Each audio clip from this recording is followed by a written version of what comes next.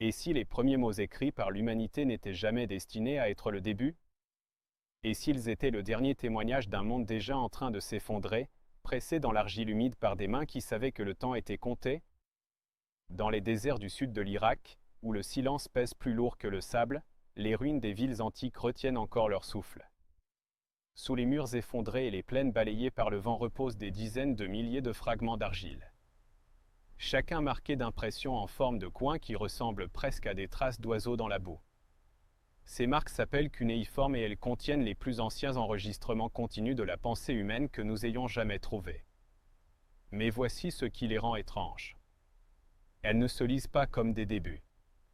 Avant d'aller plus loin, si vous aimez les histoires où l'histoire refuse de faire sens, envisagez de vous abonner à la chaîne.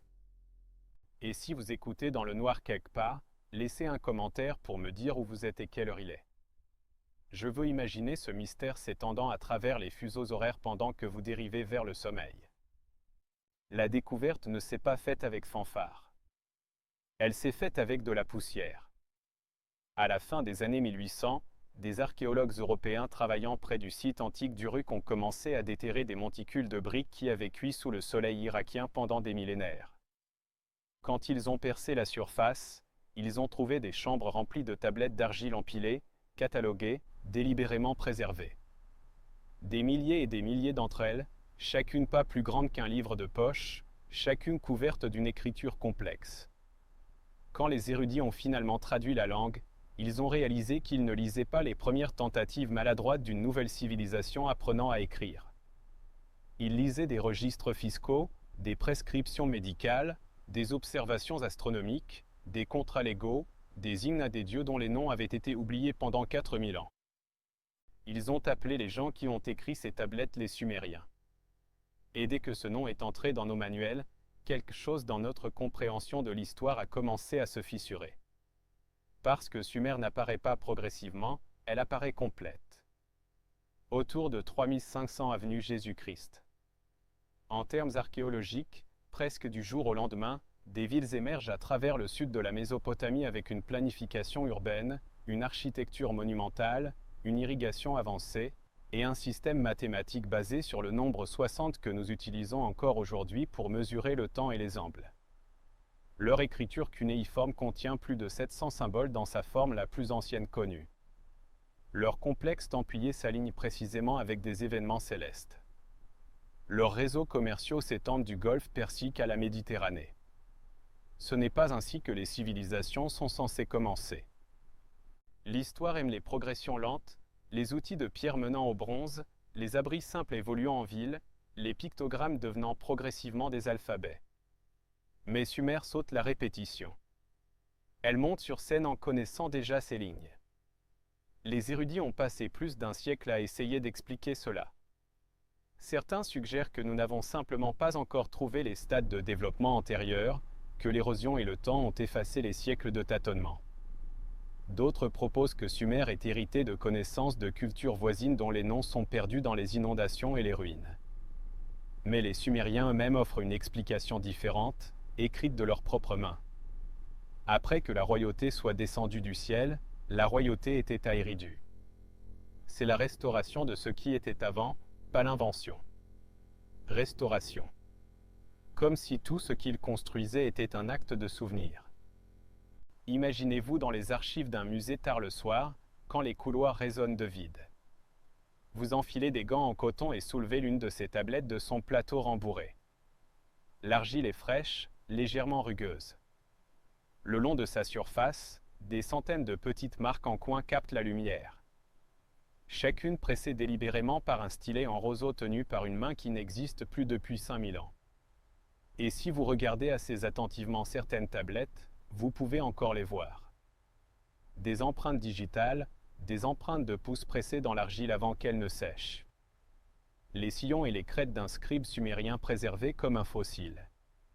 Cette personne a vécu avant les pyramides, avant les Minoens, avant les dynasties chinoises ou les pyramides mésoaméricaines, et elle enregistrait quelque chose qu'elle croyait assez important pour lui survivre. Parmi ces enregistrements se trouvent des tables astronomiques traçant Vénus avec une précision que nous n'avons atteinte à nouveau qu'à l'époque des télescopes. Il y a des tables de multiplication enseignant aux étudiants comment calculer les intérêts composés. Il y a des textes médicaux décrivant des chirurgies et prescrivant des remèdes à base de plantes. Il y a des mythes décrivant comment l'humanité a été façonnée à partir d'argile mélangée à une essence divine. Des histoires qui contiennent des essais et erreurs, des prototypes ratés, des ajustements faits à travers les générations, et courant à travers presque tout ce qu'ils ont écrit est un thème récurrent. Un monde avant le déluge, quand la connaissance coulait librement, quand les dirigeants vivaient pour des durées impossibles, quand ceux qui venaient des cieux enseignaient à l'humanité comment mesurer les étoiles. Il est facile de rejeter la mythologie comme une fantaisie.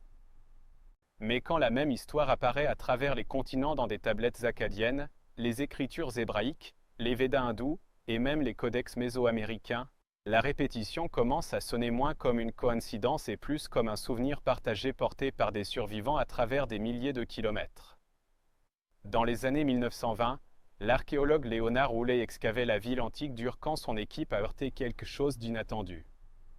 Une couche de limon d'inondation propre de plus de 2 mètres d'épaisseur déposée entre des couches d'occupation distinctes. Le même argile stérile apparaît à Churupak, à Kish, à Eridu. Tous datés à peu près de la même période que les Sumériens décrivent dans leur mythe d'inondation. Ce n'était pas global, mais c'était catastrophique assez pour réinitialiser la civilisation à travers une entière région. Ce qui rend cette découverte troublante est ce qu'elle implique. Que les Sumériens n'étaient pas en train de mythologiser. Ils documentaient. Leurs tablettes décrivent un monde divisé en avant et après, séparé par l'eau et la dévastation. Et tout ce qu'ils ont reconstruit, chaque ville, chaque temple, chaque carte stellaire était une tentative de sauver ce qui avait été perdu. Quand les archéologues ont découvert le ziggurat à Uruk, ils s'attendaient à des fondations primitives. Au lieu de cela, ils ont trouvé 6 miles de murs défensifs, des systèmes d'eau conçus avec une précision mathématique et un complexe templier aligné pour suivre le solstice d'hiver. Enterrés dans une bibliothèque effondrée, ils ont découvert plus de 40 000 tablettes, une archive assez vaste pour documenter chaque aspect de la vie quotidienne, du commerce, des rituels et de l'observation cosmique. Mais nulle part dans ces tablettes les Sumériens ne décrivent l'invention de leur connaissance. Ils décrivent la recevoir, la préserver, la restaurer à partir de fragments. Une phrase apparaît à plusieurs reprises à travers les inscriptions de temples et les dédicaces royales gravées dans la pierre destinée à survivre aux empires. C'est la restauration de ce qui était avant. Restauration, pas création. Comme si les Sumériens se voyaient non comme des pionniers, mais comme des archéologues d'une ère antérieure, fouillant à travers les décombres de la catastrophe pour récupérer ce que leurs ancêtres avaient su. À l'intérieur d'une galerie tranquille à Berlin, un petit cylindre d'argile repose derrière une vitre. Sa surface est couverte d'un texte de dédicace cunéiforme décrivant la construction d'un temple à Inanna, déesse de l'étoile du soir. Mais niché entre le langage formel de la royauté et de la prière est cette phrase à nouveau, la restauration de ce qui était avant. Et si vous vous penchez assez près de la vitre, assez près pour que votre souffle embue la surface, vous pouvez les voir. Les empreintes digitales du scribe qui a façonné ce cylindre il y a 4500 ans pressé dans l'argile humide avant qu'elle ne durcisse pour toujours. Ces sillons et crêtes appartiennent à quelqu'un qui croyait sauver quelque chose, pas le créer. Le sauver. Peut-être est-ce pourquoi ces tablettes nous murmurent encore à travers les millénaires. Elles n'étaient pas destinées à annoncer un nouveau début. Elles étaient destinées à préserver la mémoire de ceux qui étaient venus avant. Un monde si complètement effacé par le temps et le désastre que seuls des fragments ont survécu, pressés dans l'argile par des mains qui comprenaient ce que cela signifie d'être la dernière génération qui se souvient. La nuit, quand les lumières du musée s'atténuent et que les couloirs tombent dans le silence, j'imagine ces tablettes respirant dans l'obscurité. Chacune un capsule temporelle. Chacune un message d'un peuple qui savait qu'il reconstruisait sur des ruines. Nous nous pensons comme étant à la pointe de l'histoire, poussant vers un avenir inconnu. Mais peut-être sommes-nous à l'extrémité lointaine d'une histoire qui a commencé bien avant que nous apprenions à l'écrire. Une histoire que les Sumériens ont désespérément essayé de préserver avant qu'elle ne disparaisse complètement. Et alors que le vent se déplace à travers les plaines vides où Eridu et Uruk se dressaient autrefois, portant la poussière de civilisations qui se sont élevées et sont tombées et se sont élevées à nouveau, vous pouvez presque entendre ce que ces anciens scribes essayaient de nous dire. Ce n'est pas le début. C'est ce que nous avons réussi à sauver. Alors, retournons à l'argile, au moment où le silence s'est brisé et où le plus ancien témoignage a commencé, au désert du sud de l'Irak, où tout ce que nous pensons savoir sur les origines humaines a été écrit une fois puis enterré pendant 3000 ans sous le poids d'empires qui ne savaient pas que les Sumériens étaient venus avant eux. Les tablettes d'argile ne brûlent pas. Elles ont survécu aux feux qui ont consumé les étagères en bois sur lesquelles elles reposaient, aux inondations qui ont effondré les archives en briques de boue autour d'elles et à l'érosion lente de 5000 ans de vent. Quand un bâtiment prenait feu dans l'ancienne Sumer, la chaleur ne détruisait pas leurs enregistrements, elle les cuisait plus durs, les préservant comme des céramiques dans un four. C'est ainsi que la mémoire survit. Par accident, par catastrophe, par les désastres même destinés à l'effacer. Dans la chaleur estivale du sud de l'Irak, où les températures dépassent 120 degrés Fahrenheit, les ruines d'Uruk se dressent encore du sol désertique en forme géométrique brisée. Des murs qui protégeaient autrefois 80 000 personnes, des plateformes de temples qui abritaient autrefois des cérémonies sous des cieux étoilés. Le sable ici se déplace constamment, couvrant et découvrant, enterrant et révélant. Et sous tout cela, l'argile attend. Quand les archéologues ont commencé à excavater ces sites dans les années 1870 et 1880, des noms comme Ormus Drassam, Ernest de Sarzec et Robert Koldewey. Ils ne s'attendaient pas à de la littérature. Ils cherchaient des trésors, des statues, de l'or. Ce qu'ils ont trouvé à la place étaient des salles de stockage remplies de débris administratifs, des reçus, des inventaires, des contrats. Ennuyeux, bureaucratiques, sans glamour. Mais quand les tablettes ont été nettoyées et cataloguées, quand les linguistes ont finalement craqué l'écriture en coin, le Mindan s'est dissous dans l'extraordinaire. Une seule tablette de Nippur liste les rations distribuées aux travailleurs du temple. Orge, huile, laine. Dessous, une autre enregistre les devoirs de mathématiques d'un étudiant, table de multiplication pratiquant les carrés et les racines cubiques. À côté, un texte médical prescrit des traitements pour les infections utilisant des combinaisons de thym, de cèdre et d'orge fermentée. Dans le même archive, des hymnes louant Inanna, des instructions pour prédire les éclipses lunaires, un cas légal impliquant des frontières de propriété disputées, et un almanach d'agriculteurs conseillant quand irriguer basé sur les schémas d'inondation saisonnières. Ce n'était pas une civilisation trouvant sa voie. C'était une civilisation déjà fluide dans chaque dialecte de la connaissance. Les plus anciennes tablettes sumériennes que nous avons trouvées datent d'environ 3500 à 3200 avenue Jésus-Christ et contiennent un contenu sophistiqué dès le début. Il n'y a pas de stade primitif, pas d'expérimentation tentative avec des symboles. Le système cunéiforme apparaît complet, capable d'exprimer des concepts légaux abstraits, des métaphores poétiques, des mesures astronomiques, et une complexité administrative tout à la fois. Les linguistes appellent cela anormal. Les systèmes d'écriture sont censés évoluer. Les hiéroglyphes égyptiens ont commencé comme des pictogrammes simples et sont devenus plus abstraits sur des siècles. Les caractères chinois se sont développés lentement des rayures d'os d'oracle en le système complexe que nous reconnaissons aujourd'hui. Même notre propre alphabet trace son ascendance à travers des millénaires de transformations graduelles.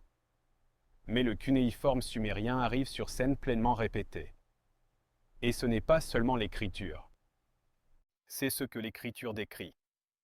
Parmi les tablettes trouvées à Uruk se trouve un relevé cadastral, un registre foncier documentant les frontières des champs, les canaux d'irrigation et la propriété à travers l'ensemble de l'État-ville.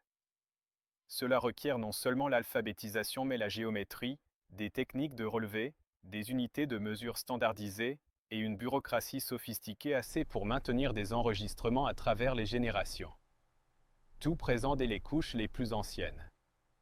Pendant ce temps, les tablettes d'Éridu, traditionnellement considérées comme la plus ancienne ville sumérienne, contenaient des hymnes templiers qui référencent des temples plus anciens, des dieux plus anciens, des rituels plus anciens.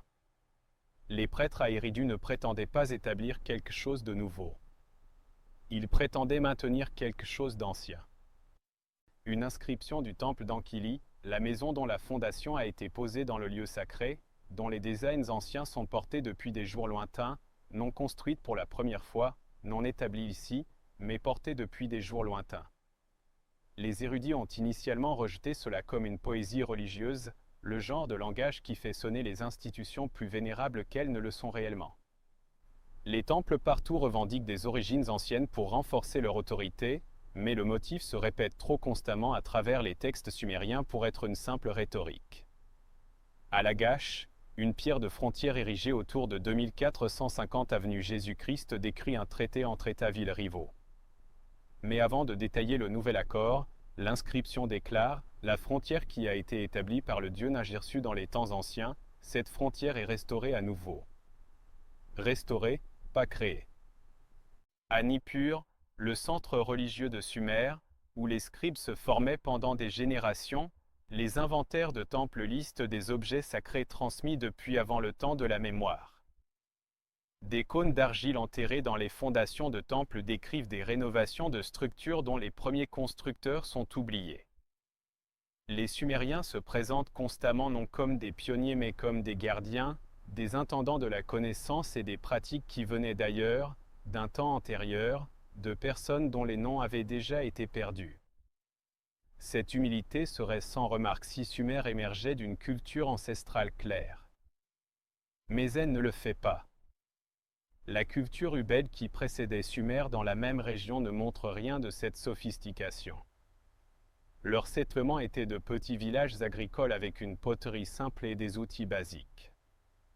Puis, en un clin d'œil archéologique, des villes apparaissent entre Ubed et Sumer. Il n'y a pas de progression graduelle de villages de plus en plus complexes. Il y a une discontinuité, un vide-où, selon chaque modèle de développement de la civilisation, il devrait y avoir des siècles de transition maladroite.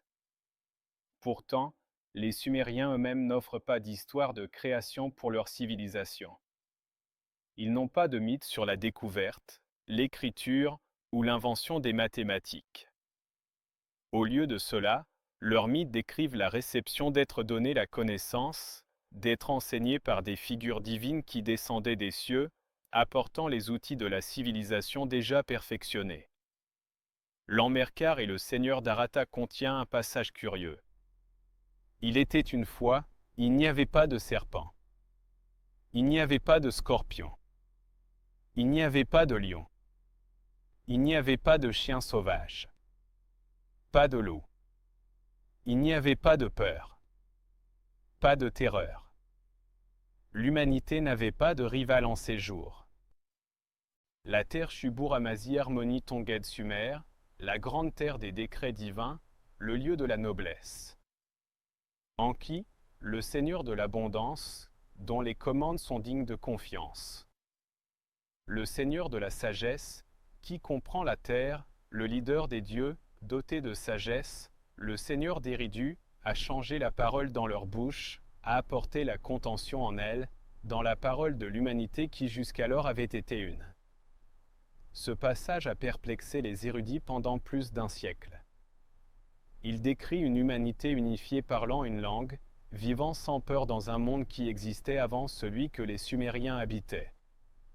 Et il positionne Enki, le dieu de la sagesse et de l'eau douce, comme celui qui a changé la langue, qui a introduit la diversité où l'unité avait été. Cela se lit moins comme une mythologie de création et plus comme une fragmentation historique, un souvenir d'unité suivi de division, de totalité suivi de dispersion. Quand vous vous asseyez avec ces tablettes assez longtemps, quand vous lisez traduction après traduction d'hymnes templiers, de listes de rois, de documents légaux et de tables astronomiques, un motif émerge qui est difficile à ignorer.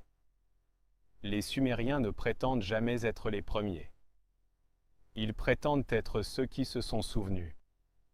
Dans une tablette de l'école scribale à Nippur, un professeur instruit ses étudiants. Depuis des jours lointains, l'art scribal a été pratiqué. Les mots des ancêtres doivent être préservés, pas créés. Préservés.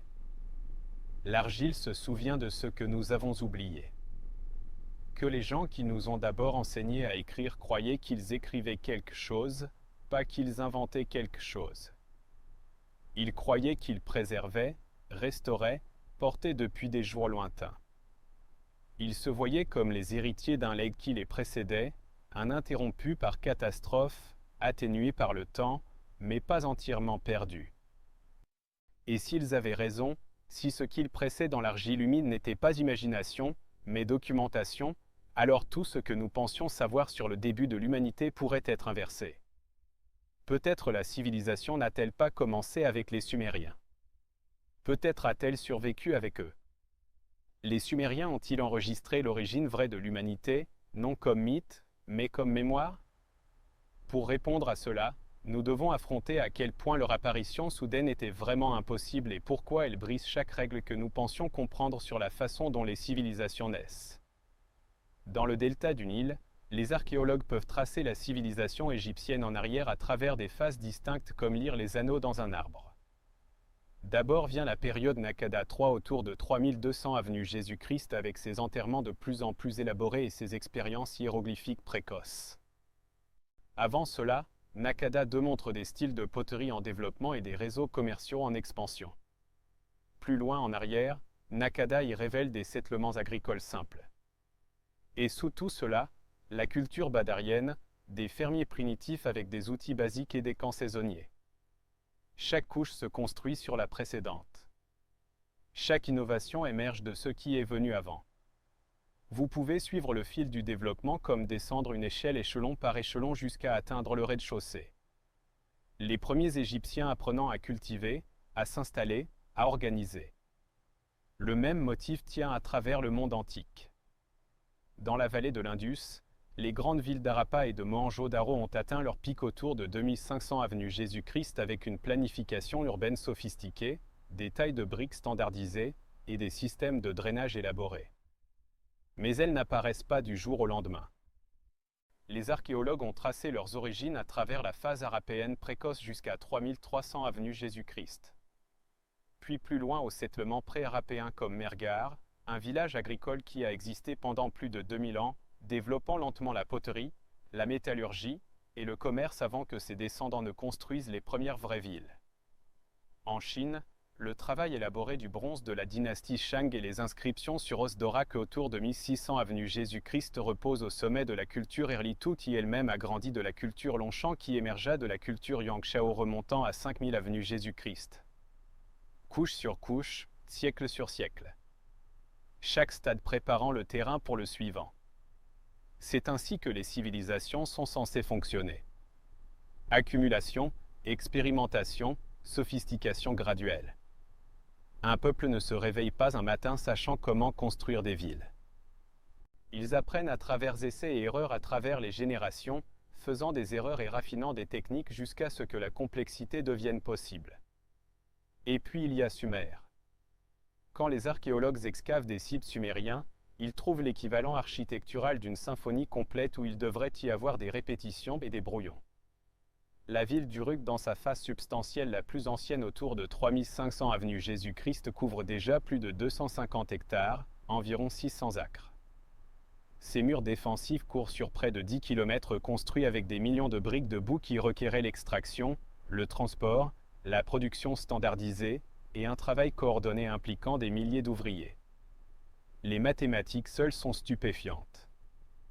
Construire des murs de cette échelle requiert de calculer des volumes, gérer des chaînes d'approvisionnement, programmer des équipes de travail, nourrir les ouvriers et maintenir le projet à travers des années ou des décennies. Ce niveau d'organisation apparaît typiquement après des siècles de projets civiques plus petits, temples, greniers, fortifications modestes. Mais les murs d'Uruk sont là dès le début, comme si les fondateurs de la ville savaient déjà précisément comment gérer des projets d'une échelle époustouflante. À l'intérieur de ces murs, la disposition reflète une planification soignée. Districts résidentiels séparés des zones industrielles, complexes templiers positionnés aux points cardinaux, rues alignées pour faciliter le drainage. Le temple d'Anu construit sur une plateforme massive montre une connaissance sophistiquée de l'architecture portante. Sa fondation requérait de calculer la distribution du poids pour prévenir l'effondrement, une connaissance d'ingénierie qui prend normalement des générations de défaillances de construction pour acquérir. Pourtant, Il n'y a pas de proto-temples effondrés en dessous, pas d'essais et erreurs de fondation, juste de la compétence dès la couche. À Eridu, traditionnellement considéré comme le plus ancien settlement sumérien, les archéologues s'attendaient à trouver les origines de la ville dans des sanctuaires simples qui s'étendaient graduellement en temples appropriés. Au lieu de cela, même la structure religieuse la plus ancienne, Temple I, datée d'environ 5000 avenues. Jésus-Christ dans la période Ubède montre une connaissance architecturale, une salle centrale avec un autel, des niches pour les offrandes, et une orientation soignée point à un moment où Eridu entre dans la période sumérienne propre. Temple 13 affiche une construction si sophistiquée qu'elle a servi de blueprint pour les ziggurat construits 1000 ans plus tard. Où ont-ils appris? Les settlements Ubède entourant l'Eridu précoce étaient de simples villages agricoles. Aucun ne montre de construction monumentale. Aucun ne montre la capacité organisationnelle pour des projets civiques majeurs. Puis Eridu apparaît et soudain il y a une architecture institutionnelle qui ne serait pas déplacée dans une civilisation mature. Lagash offre le même motif. Ces niveaux excavés les plus anciens révèlent une ville déjà engagée dans une gestion complexe de l'irrigation avec des canaux qui requéraient des relevés, des calculs de gradients et un travail coopératif à travers multiples settlements. L'irrigation sonne simple jusqu'à ce que vous l'essayiez. Mal calculer le gradient et l'eau ne coule pas, creusez trop profond et vous frappez des dépôts de sel qui empoisonnent le sol. Échouez à coordonner avec les villes voisines et vous déclenchez des guerres de l'eau. Le système de canaux de Lagash travaillait dès le début. Pas d'échec catastrophique enterré dans l'enregistrement archéologique. Pas de canaux abandonnés trahissant des mauvais calculs. Juste une gestion de l'eau fonctionnelle qui soutenait des dizaines de milliers de personnes. Comparez cela avec l'irrigation égyptienne précoce, qui requérait des siècles d'expérimentation, des canaux qui s'envasaient, des bassins qui ne se remplissaient pas correctement, des saisons où les récoltes échouaient parce que le timing était faux. Les Égyptiens apprenaient à travers les erreurs, ajustaient, amélioraient. Leur agriculture devenait fiable à travers l'expérience. L'agriculture sumérienne apparaît fiable dès le début. La même chose est vraie pour leur écriture. Quand le cunéiforme apparaît d'abord dans l'enregistrement archéologique autour de 3400 à 3200 avenue Jésus-Christ, il contient déjà environ 700 symboles distincts. Pour comparaison, les hiéroglyphes égyptiens les plus anciens utilisent moins de 200 symboles et prend des siècles pour étendre leur vocabulaire. L'écriture sur os d'oracle chinoise précoce emploie environ 5000 caractères, mais ceux-ci s'accumulent sur un millénaire de développement. Vous pouvez tracer leur évolution de pictogrammes simples à caractères complexes. Les 700 symboles du cunéiforme apparaissent simultanément dans des tablettes de multiples villes, suggérant non une invention spontanée en plusieurs endroits à la fois, mais la dissémination d'un système déjà établi. Ce ne sont pas des pictogrammes qui s'abstraient graduellement en symboles. Dès les exemples les plus anciens, le cunéiforme combine des logogrammes, symboles représentant des mots, avec des éléments phonétiques, symboles représentant des sons. Un système hybride qui prend habituellement des siècles à évoluer. Où est le proto-cunéiforme? Où sont les tablettes transitionnelles maladroites où les scribes figurent encore comment représenter des idées complexes? Elles devraient exister. Chaque système d'écriture laisse un sillage de débris développementaux, symboles ambigus, usages incohérents, systèmes concurrents essayés et abandonnés. Mais le cunéiforme sumérien apparaît standardisé comme si quelqu'un l'avait enseigné plutôt qu'inventé. Ce motif de système mature apparaissant sans stades développementaux s'étend à travers chaque domaine de la vie sumérienne. Leurs codes légaux préservés dans des fragments des périodes les plus anciennes montrent des concepts sophistiqués. Droit de propriété, exécution de contrat, compensation pour blessure, loi d'héritage. Ce ne sont pas des systèmes primitifs de justice œil pour œil. Ce sont des cadres légaux nuancés qui distinguent entre armes intentionnelles et accidentelles qui reconnaissent différentes classes sociales avec des obligations correspondantes qui incluent des processus d'appel. Des systèmes légaux cette complexes requièrent normalement des générations de jurisprudence pour se développer des disputes qui révèlent des lacunes dans les règles existantes, des cas limites qui forcent le raffinement. Pourtant, la loi sumérienne apparaît complète dès ses premières attestations, comme si les Framés comprenaient déjà le spectre complet du conflit humain. Dans chaque civilisation que nous avons étudiée, la sophistication arrive tard, le fruit dur d'un siècle de progrès incrémental. À Sumer, la sophistication arrive tôt, déjà mûre. Les archéologues appellent cela le problème sumérien. Ce n'est pas seulement que Sumer s'est développée rapidement. C'est qu'elle n'apparaît pas se développer du tout. Entre 3500 et 3000 avenue Jésus-Christ, d'autres régions montrent des villages devenant des villes. Sumer montre des villes apparaissant avec des bibliothèques déjà stockées. Certains érudits argumentent que nous n'avons simplement pas encore trouvé les stades antérieurs. Que l'érosion, les inondations ou le fleuve Euphrate changeant ont caché le développement graduel sous des couches de limon. D'autres suggèrent que le développement de Sumer s'est produit ailleurs dans des régions maintenant sous l'eau enterrées. Et ce que nous excavons sont déjà des colonies matures. Mais il y a une troisième possibilité, une que les Sumériens eux-mêmes pointent, qu'ils ont hérité de la sophistication plutôt que de la développer. Que la raison pour laquelle nous ne pouvons pas trouver la proto-sumérienne civilisation est parce que la civilisation sumérienne est la version proto, le remnant survivant de quelque chose qui est venu avant. Donc si Sumer apparaissait pleinement formé sans stades développementaux, comment expliquait-il leurs propres origines? La réponse est écrite dans l'un des documents les plus controversés jamais découverts. Une liste de rois qui n'a aucun sens historique à moins qu'elle ne soit quelque chose d'autre entièrement. En 1906, Hermann Hilprecht cataloguait des fragments à l'université de Pennsylvanie Museum quand il a remarqué quelque chose d'étrange sur un petit prisme d'argile de Nippur. Ce n'était pas un reçu ou un hymne. C'était une liste, un enregistrement chronologique de chaque roi qui avait jamais régné sur Sumer, remontant au début du temps lui-même. Il l'a appelée la liste des rois sumériens, et dans une décennie, elle deviendrait l'un des documents les plus débattus en archéologie. Le prisme est compact, environ la taille d'une grande tasse de café, avec des colonnes de cunéiforme couvrant les 4 côtés. D'autres copies surfaceraient éventuellement des fragments de Larsa, des duplicates durs, des versions babyloniennes plus tardives trouvées à Ninive. Chacune raconte la même histoire avec des variations mineures dans l'orthographe ou l'ordre, mais la structure centrale reste cohérente à travers les siècles et les villes. Le texte commence avec une déclaration. Après que la royauté soit descendue du ciel, la royauté était à Eridu. Puis il liste les relais d'Eridu. Alulim qui a régné pendant 28 800 ans. Alalgar qui a régné pendant 36 000 ans. 8 rois au total, chacun régnant pour des spans qui dwarfent les lifespans humains par des ordres de magnitude. Après Eridu viennent les rois de Bat-Tibira, puis Larak, puis Sipar, puis Churupak. Chaque ville listant des relais dont les règnes s'étendent dans les dizaines de milliers d'années. Et puis abruptement le texte pivote. Le déluge balaya après que le déluge balaya quand la royauté fut abaissée du ciel à nouveau. La royauté était à Kish. Tout change après cette ligne. Les rois post-déluge règnent pour des décennies, peut-être un siècle ou deux au plus, des longueurs qui tandis qu'exagérées tombent dans le réalme de la possibilité humaine. Etana de Kish règne pour 1500 ans, ce qui est encore absurde, mais rien comme le règne de 43 200 ans attribué à Emmen-Luana de Bat-Tibira.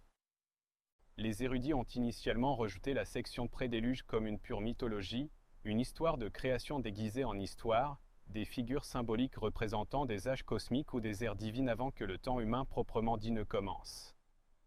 Les rois post-déluge, par contraste, commencent à s'aligner avec l'évidence archéologique.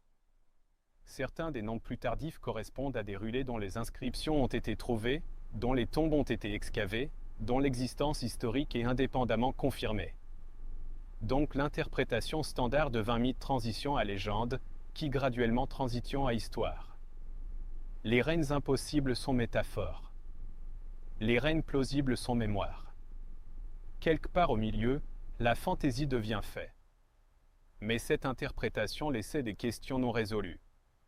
Pourquoi les Sumériens encadreraient-ils une mythologie évidente dans le même format que l'histoire fiable? Leur mythe, histoire de Gilgamesh battant un baba, d'Inanna descendant aux enfers, ne prétendent pas être des enregistrements chronologiques. Ils sont clairement narratifs, poétiques, symboliques. La liste des rois, par contraste, se lit comme une bureaucratie. Nom, ville, longueur de règne, suivant. Pas d'embellissement, pas de drame, juste des données. Et pourquoi ces nombres impossibles suivent-ils des motifs si précis? Dans les années 1960, les érudits ont commencé à remarquer quelque chose de particulier. Les longueurs de règne pré-déluge ne sont pas aléatoires. Elles sont des multiples de 3600, un nombre que les Sumériens appelaient sar, une de leurs unités primaires pour mesurer des spans de temps vastes. Les 28 800 ans d'Alulim égale 8 sars. Les 36 000 ans d'Al-Algar égale 10 sars et les 43 200 ans d'Ammen-Luana 12 sars. Cette précision suggère un encodage. Quand vous voyez des nombres qui frappent constamment des benchmarks mathématiques, vous ne lisez pas de la biographie, vous lisez du calcul. Les règnes pourraient représenter non des lifespans individuels, mais des cycles, des époques, des périodes astronomiques mesurées en unités sars. Soudain, la liste des rois se transforme d'histoire impossible en chronologie possible. Les Sumériens étaient des astronomes sophistiqués. Ils traçaient Vénus, Jupiter et Saturne avec une précision remarquable. Ils comprenaient que les corps célestes se déplacent en cycles prévisibles. Vénus complétant son cycle synodique tous les 584 jours. Saturne prenant environ 30 ans pour orbiter le Soleil. Sur de longues périodes d'observation, ces cycles créent des relations mathématiques, des conjonctions, des oppositions, des motifs qui se répètent.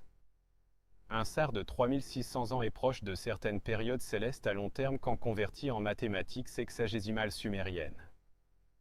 Certains érudits ont proposé que les règnes impossibles de la liste des rois encodent des observations astronomiques couvrant des millénaires d'observation des étoiles continues qui requéraient soit une mémoire institutionnelle transmise à travers d'innombrables générations, ou une connaissance héritée de watchers du ciel antérieur. Considérez ce que 43 200 ans représentent. 12 sars complets. Si cela encode quelque chose d'astronomique, peut-être la précession des équinoxes, qui prend environ 25 920 ans pour compléter un cycle complet, ou un multiple de conjonctions planétaires, alors la liste des rois ne prétend pas qu'Ammen-Luana a vécu 43 200 ans. Elle prétend que son ère correspondait à 12 cycles cosmiques complets. Le texte devient un calendrier, pas une biographie. Ce reframing a des implications profondes. Si la section prédéluge enregistre des époques plutôt que des lifespans, alors la liste des rois préserve un système chronologique qui précède la civilisation sumérienne. Cela suggère que quelqu'un quelque part traquait le temps cosmique assez longtemps pour reconnaître ces cycles et que les Sumériens ont hérité de cette chronologie plutôt que de l'inventer. Mais voici où la liste des rois devient vraiment étrange. Le déluge. Le document traite le déluge comme un événement historique discret, un moment où la continuité s'est brisée. Tout avant suit un système numérique, le langage des époques et des cycles cosmiques. Tout après suit un autre, le langage de la royauté humaine, exagéré, mais reconnaissable. Après que le déluge balaya quand la royauté fut abaissée du ciel à nouveau. Cette phrase abaissée du ciel à nouveau fait l'écho à la ligne d'ouverture. La royauté descendit du ciel la première fois à Eridu avant le déluge. Après la catastrophe, elle descend à nouveau à Kish. La répétition suggère une restauration cyclique. Le monde est organisé. La catastrophe le perturbe. Le monde est réorganisé. Ce qui rend cela troublant est comment cela s'aligne avec l'évidence géologique. Nous savons des excavations à Churupak et Kish qu'une inondation massive a frappé la Mésopotamie déposant des couches de limon épaisses de mètres. Nous savons que le déluge n'était pas global, mais dans les frontières de l'expérience sumérienne, il pourrait aussi bien l'être. Chaque ville qu'il connaissait, chaque champ qu'il cultivait, submergé sous l'eau soudaine. La liste des rois décrit exactement cela. Un événement divisant qui sépare deux périodes distinctes, un avant et un après. Un monde où la royauté suivait des rythmes cosmiques et un monde où la royauté suivait des rythmes humains. Si la section pré-déluge encode une connaissance astronomique accumulée sur des milliers d'années et que le déluge a physiquement détruit la civilisation qu'il a accumulée, alors la liste des rois devient un document de sauvetage, une tentative de préserver la mémoire chronologique à travers une catastrophe qui a effacé les gens qui comprenaient ce que les nombres signifiaient. Les Sumériens ne prétendaient pas se souvenir de ce que ces nombres encodaient. Ils les copiaient simplement fidèlement. Génération après génération parce que le document lui-même était sacré, une relique du monde avant les eaux. Dans les galeries tranquilles où les fragments de la liste des rois reposent derrière la vitre, vous pouvez voir où des scribes plus tardifs ont fait des erreurs de copie, les ont barrés, les ont corrigés. Ils traitaient le texte avec révérence comme si l'exactitude importait plus que la compréhension. Ce qui signifie que la liste des rois pourrait être plus ancienne que Sumer. De la même façon qu'une cathédrale construite en 1200 CE pourrait contenir des pierres de fondation extraites par les Romains 8 siècles plus tôt. Ce n'est pas seulement que Sumer s'est développé rapidement. C'est qu'elle n'apparaît pas se développer du tout. Entre 3500 et 3000 avenue Jésus-Christ, d'autres régions montrent des villages devenant des villes. Sumer montre des villes apparaissant avec des bibliothèques déjà stockées. Certains érudits argumentent que nous n'avons simplement pas encore trouvé les stades antérieurs. Que l'érosion, les inondations ou le fleuve Euphrate changeant ont caché le développement graduel sous des couches de limon. D'autres suggèrent que le développement de Sumer s'est produit ailleurs dans des régions maintenant sous l'eau ou enterrées. Et ce que nous excavons sont déjà des colonies matures. La structure est médiévale, mais les os se souviennent de l'Empire. La liste des rois décrit un monde avant le déluge quand les Rulés régnaient pour des longueurs de temps impossibles. Mais y avait-il vraiment un déluge? Dans les années 1920, un archéologue creusant sous la ville dure a trouvé quelque chose qui changerait la façon dont nous lisons ces anciens mythes pour toujours. En hiver 1929, Léonard Roulet se tenait au fond d'une tranchée que son équipe avait prise des mois à creuser. Ils étaient sous le cimetière royal à Ur, chassant les couches d'occupation les plus anciennes de la ville. Les premiers settlements modestes qui grandiraient éventuellement en l'une des grandes capitales de Sumer. Ces ouvriers avaient tiré des fragments de poterie, du charbon de feux anciens, des outils en pierre, les débris attendus d'une habitation précoce. Puis abruptement, les artefacts s'arrêtèrent. Les creuseurs frappèrent de l'argile propre, stérile, uniforme, pas de traces d'activité humaine. Roulet assuma qu'ils avaient atteint le sol vierge, le substrat naturel sous la ville. Il était sur le point d'appeler l'excavation complète quand il décida, plus par minutie que par attente, de creuser plus profond. 2,5 mètres en bas à travers cette argile sans vie, les artefacts recommencèrent. Poterie, outils en silex, charbon. Sous la couche d'inondation gisait une autre ville, une autre culture, un autre monde entièrement. Quelque chose l'avait enterré sous les pieds de limon déposé par l'eau. Et puis après que les eaux se soient retirées, une nouvelle civilisation avait construit directement sur les restes. Roulet appela le profil de tranchée un sandwich d'histoire. Occupation humaine, inondation catastrophique, occupation humaine. La couche du milieu n'était pas une sédimentation graduelle de siècles d'inondations saisonnières. C'était une déposition d'un événement unique écrasant. L'eau se déplaçant avec une telle force et un tel volume qu'elle a nettoyé le paysage, ne laissant que de la boue. Quand Roulet publia ses découvertes, il fit une revendication qui généra des titres à travers le monde. Il avait trouvé l'évidence du déluge de Noé. La référence biblique était dramatique, mais l'archéologie était solide. La couche d'inondation a daté d'environ 2900 à 3000 avenue Jésus-Christ, précisément la période quand la liste des rois sumériens décrit la royauté étant abaissée du ciel à nouveau après que les eaux aient balayé. Le timing n'était pas approximatif. Il était exact. Mais Ur n'était pas le seul site. À Churupak, la ville où le héros du déluge sumérien Zuzudra régnait selon le mythe, les excavateurs ont trouvé la même couche d'argile stérile d'environ 2 mètres d'épaisseur, séparant l'occupation antérieure de la reconstruction plus tardive. À Kish, une autre ville sumérienne majeure, le motif se répétait. Artefact, limon d'inondation, artefact. À Eridu, où la liste des rois prétend que la royauté est d'abord descendue, les archéologues ont découvert l'évidence d'abandon et de reconstruction suivant un événement d'inondation majeure. Pas chaque site sumérien montre cette couche. Certaines villes s'assoient sur un terrain plus haut que les eaux n'ont jamais atteint. D'autres ont été fondées après le déluge et ne portent pas de mémoire de ce qui est venu avant.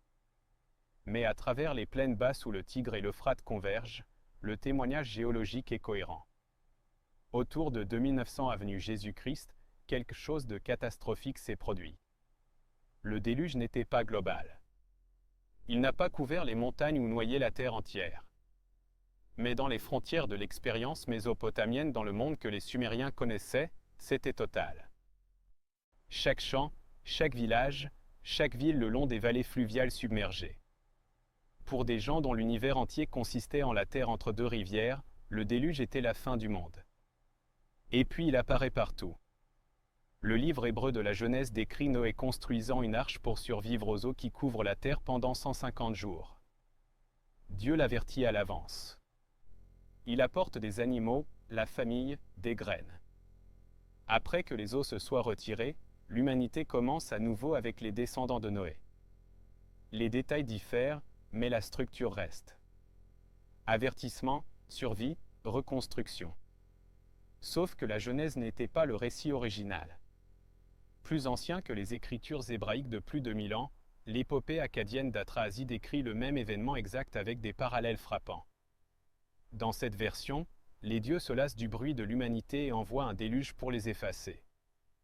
Mais Enki, le dieu de la sagesse, avertit Atrahasie de construire un bateau. Atrahasie survit avec sa famille et des animaux. Quand les eaux se retirent, il fait un sacrifice. Et les dieux, réalisant leur erreur, permettent à l'humanité de continuer sous de nouvelles conditions. Le texte d'Atrahasie date d'environ 1800 avenue Jésus-Christ. Mais il est copié de sources sumériennes plus anciennes. La version sumérienne trouvée en fragments nomme le héros Usudra et le place comme roi de Churupak, la même ville où les archéologues ont trouvé la couche d'inondation de 2M. La géographie correspond à la géologie. Le mythe correspond à la boue. Plus au nord, des textes ougaritiques de l'ancienne Syrie décrivent Baal Batanyam, le dieu de la mer qui menace d'engloutir la terre avec des eaux primordiales. La cosmologie diffère, mais la mémoire sous-jacente persiste. Un temps quand l'eau a presque détruit tout. À travers la mer arabique, les écritures hindoues enregistrent le Pralaya, un déluge cosmique qui termine chaque âge du monde. Manu, averti par un poisson divin, construit un bateau et préserve les graines de vie. Après que les eaux se soient retirées, il repeuple la terre. La version indienne élève le déluge à nécessité cosmique, mais le récit central reste. Avertissement, vaisseau de survie, renaissance. Un océan plus loin en Mésoamérique, les textes aztèques et mayas décrivent de multiples destructions de mondes précédents, plusieurs par déluge. Dans la cosmologie aztèque des 5 soleils, le 4e soleil s'est terminé quand le ciel a plu pendant 52 ans, transformant les humains en poissons. Seul un couple a survécu pour repeupler le 5e monde, notre âge actuel. Ces cultures n'avaient pas de contact avec la Mésopotamie.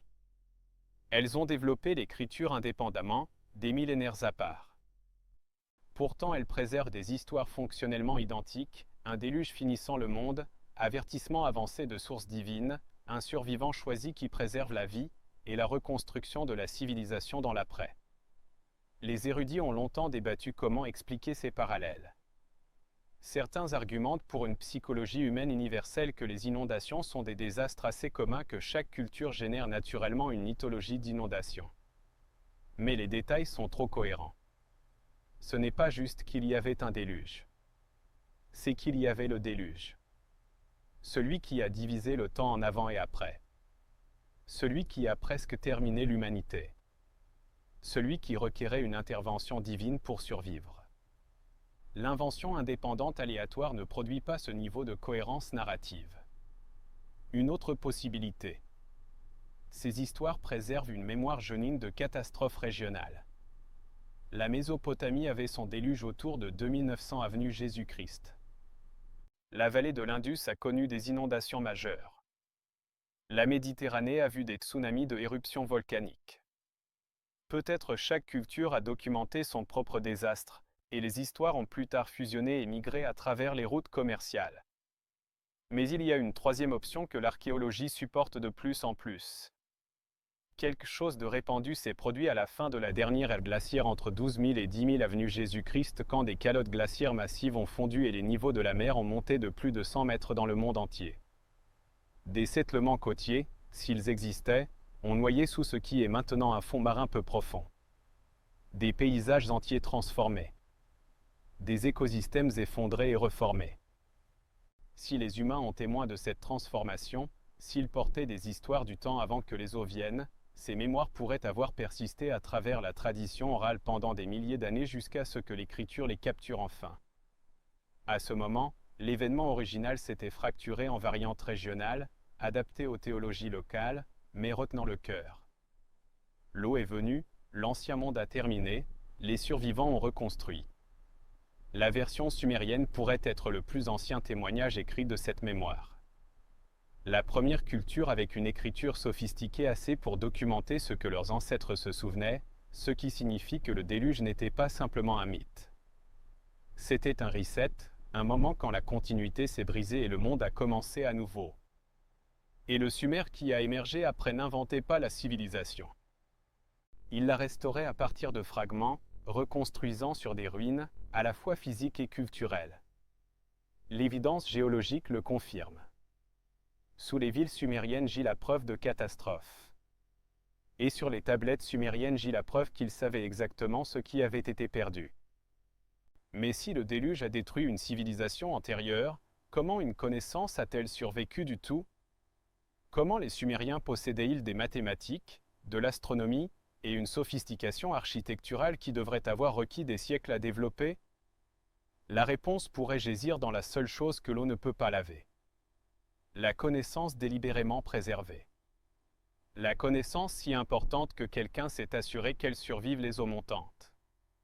Si vous voulez savoir quelle heure il est, vous regardez une horloge divisée en 60 minutes. Si vous voulez mesurer un angle, vous utilisez un cercle divisé en 360 degrés.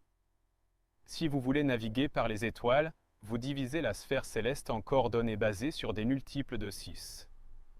Vous utilisez des mathématiques sumériennes. La notation du système base 60 apparaît dans les tablettes sumériennes les plus anciennes sans stades développementaux précédents.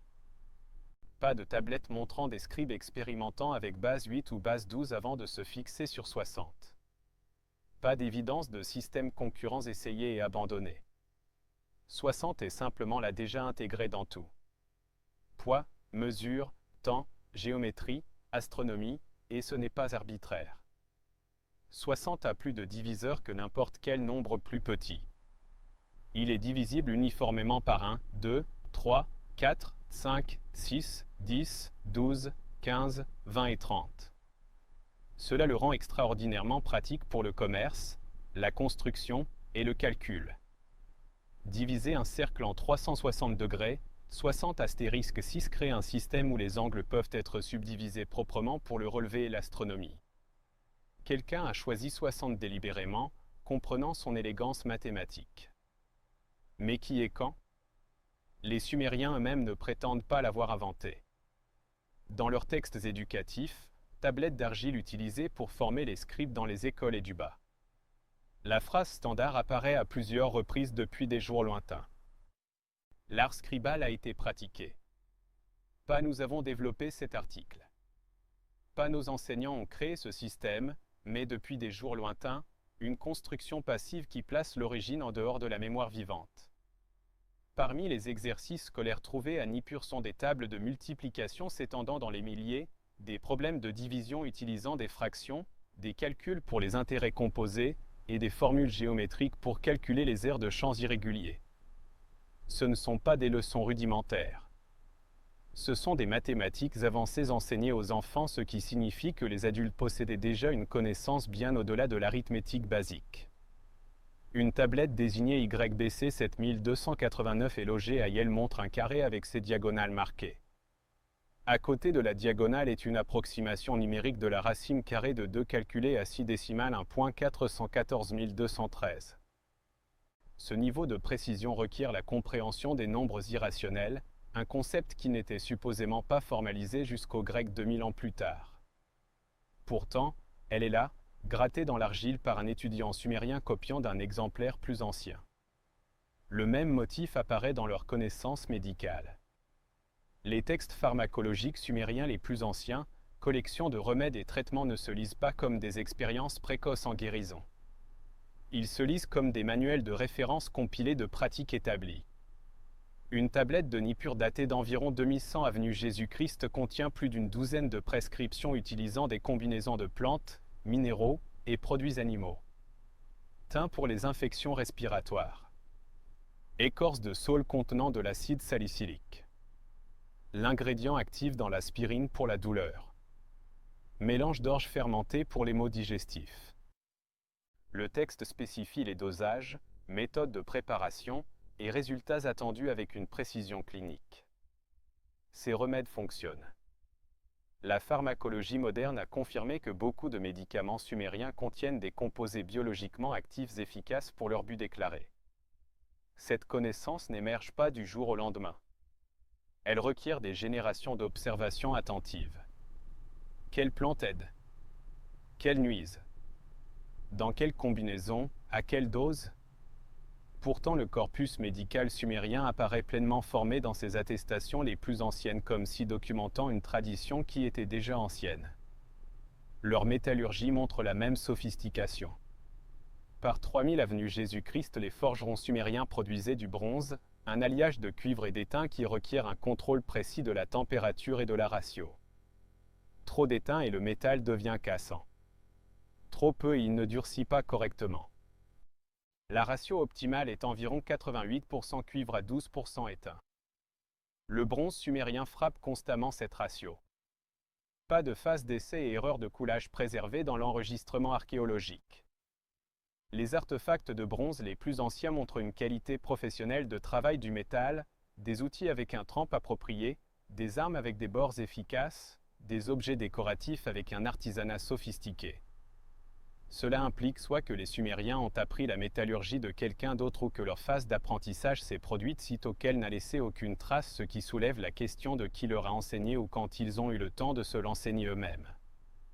Leurs codes légaux suggèrent un héritage similaire.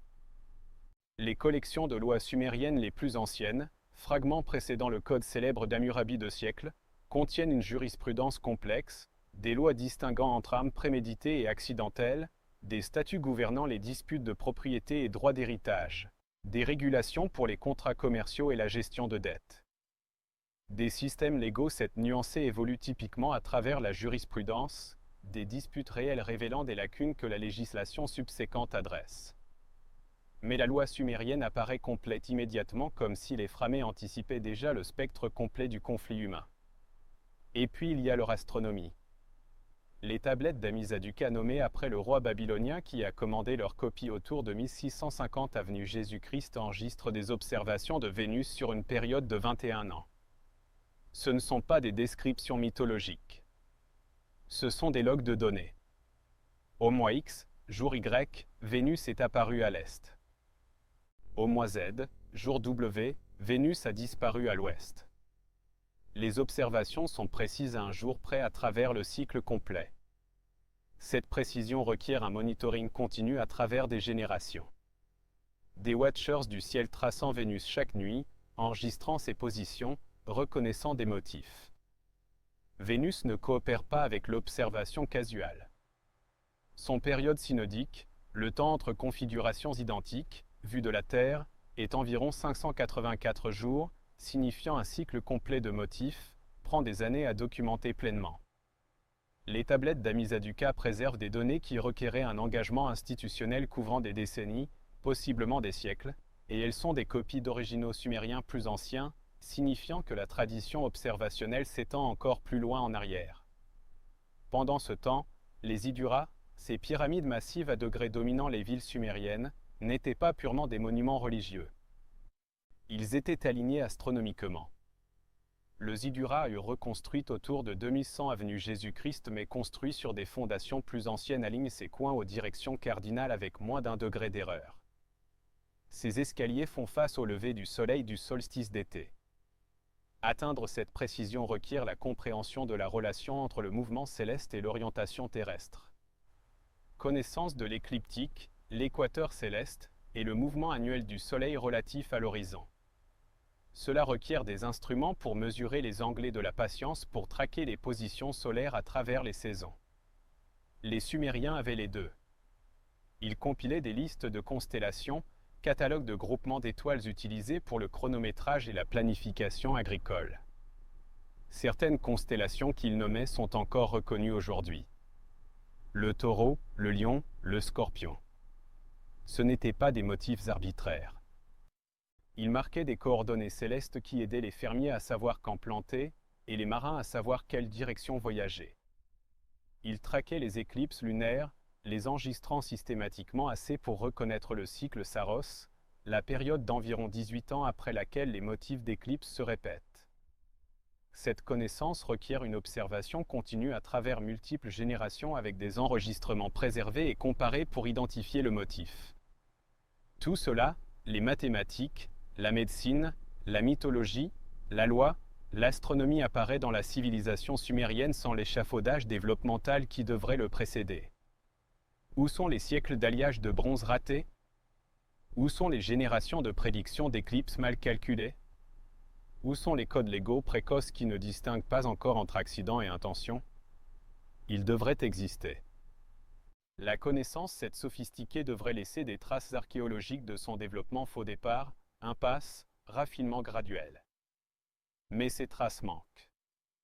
Ce qui nous retourne à la phrase qui murmure à travers tant de textes sumériens. La connaissance a été donnée, pas découverte, pas inventée, donnée.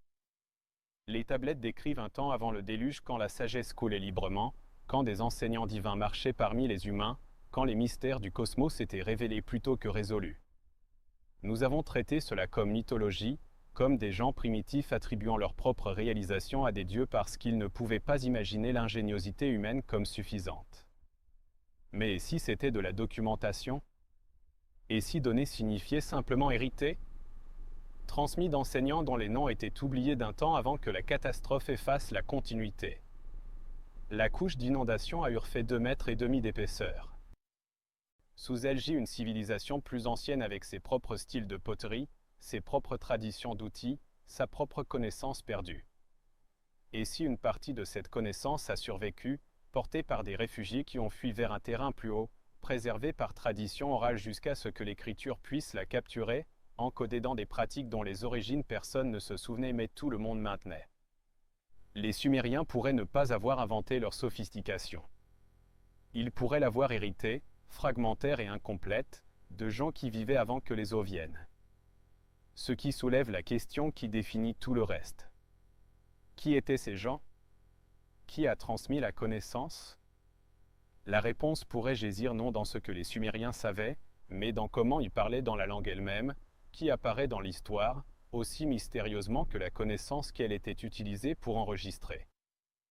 Les langues évoluent comme les rivières creusent des vallées graduellement, visiblement, laissant des traces de chaque stade le long du chemin. Le latin se transforme en italien, espagnol, français et roumain sur des siècles de dérives phonétiques et simplifications grammaticales. Nous pouvons traquer ces changements à travers inscriptions, documents et dialectes régionaux. Le processus est messy, incohérent, rempli de formes hybrides et de stades transitionnels.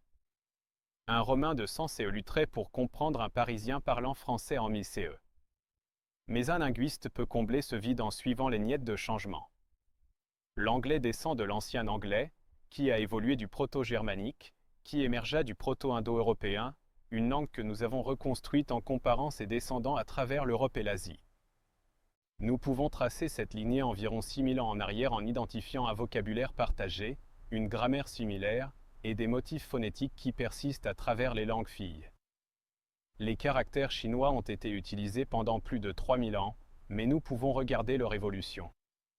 Des rayures pictographiques d'os d'oracle aux inscriptions stylisées de bronze aux formes standardisées utilisées aujourd'hui, chaque stade est documenté, chaque transition préservée. C'est ainsi que les langues fonctionnent. Elles viennent de quelque part. Elles portent l'ascendance dans leurs os. Même quand une langue meurt, elle laisse de l'ADN linguistique dans les langues qui la remplacent. Mots d'emprunt, quirks grammaticaux, fossiles phonétiques qui trahissent leurs origines. Et puis il y a le sumérien. Le sumérien apparaît en forme écrite autour de 3300 avenue Jésus-Christ sans précurseur, sans langue parent, sans arbre familial. Les linguistes l'appellent un isolat, une langue sans parents vivants ou morts connue nulle part sur Terre. Il se tient seul comme s'il était tombé du ciel pleinement formé. Cela ne devrait pas être possible. Les langues ne sont pas des créations spontanées. Elles se développent de langues antérieures à travers une mutation lente. Même quand des populations migrées rencontrent de nouveaux environnements, leur langue porte l'évidence d'où elle venait. Vocabulaire emprunté aux voisins. Grammaire influencée par contact. Sont façonnées par les langues parlées autour d'elle. Mais le sumérien ne montre rien de cela. Sa structure ne ressemble pas aux langues sémitiques qui l'entouraient. Langues comme l'akkadien, l'assyrien et le babylonien qui domineraient éventuellement la Mésopotamie. Les langues sémitiques utilisent des systèmes de racines construits de 3 consonnes chœurs, KTB en arabe, vous donnent des mots liés à l'écriture. Le sumérien ne fonctionne pas du tout comme cela. Au lieu de cela, le sumérien est agglutinant. Il construit des significations complexes en enfilant ensemble des morphes plus petits comme des perles sur une chaîne. Préfixes, suffixes et infixes attachés à des mots racines, modifiant la signification et la fonction grammaticale. Un seul mot sumérien peut contenir ce que l'anglais exprimerait dans une phrase entière. Prenez le mot lugal roi. Ajoutez des suffixes et il devient lugal par le roi ergatif. Lugal aka du roi génitif lugal ra au roi datif. Ce genre de système ressemble à des langues comme le turc, le finnois ou le japonais plus que quoi que ce soit parlé dans l'ancienne Mésopotamie. Mais le turc, le finnois et le japonais ont tous des parents linguistiques. Nous pouvons tracer leurs histoires, identifier leurs familles de langues, les connecter à des formes antérieures. Le sumérien se connecte à rien. Les linguistes ont passé plus d'un siècle à chercher des parents. Ils ont comparé le sumérien aux langues ouraliennes, aux langues dravidiennes en Inde, aux langues caucasiennes en Géorgie et Arménie. Chaque hypothèse frappe des impasses. Le vocabulaire ne correspond pas. La grammaire diverge. Les motifs phonétiques refusent de s'aligner. Certains chercheurs ont proposé que le sumérien pourrait être lié à l'ancien élamite parlé dans ce qui est maintenant le sud-ouest de l'Iran. Les deux étaient voisins. Les deux existaient dans la même ère. Mais quand les érudits ont analysé la grammaire et le vocabulaire en détail, même cette connexion s'est dissoute. Le sumérien et l'élamite sont fondamentalement des langues différentes qui se trouvaient simplement coexister géographiquement. La seule explication sur laquelle les linguistes se sont fixés est que le sumérien représente le dernier survivant d'une famille de langues qui s'est éteinte, une lignée linguistique dont les autres branches ont disparu sans trace, laissant le sumérien isolé dans le temps. Mais cela soulève une question inconfortable. Si les parents du sumérien ont disparu, quand ont-ils disparu? Et pourquoi il n'y a pas d'évidence archéologique des gens qui parlaient ces langues liées? À moins que ces gens aient vécu avant le déluge, le timing s'aligne de manière troublante. Le sumérien apparaît en écriture autour de 3300 avenue Jésus-Christ. Les couches de déluge à Urshurupak et Kish datent d'environ 2900 avenue Jésus-Christ. Si le sumérien était déjà parlé avant la catastrophe, s'il était la langue des villes enterrées sous le limon du déluge, alors son isolation fait sens. Le désastre qui a déposé 2,5 mètres d'argile stérile a aussi effacé le contexte linguistique qui aurait rendu le sumérien compréhensible. Nous regarderions le dernier dialecte survivant d'une famille de langues noyées. Ce qui rend cette possibilité plus intrigante est comment la grammaire sumérienne se comporte.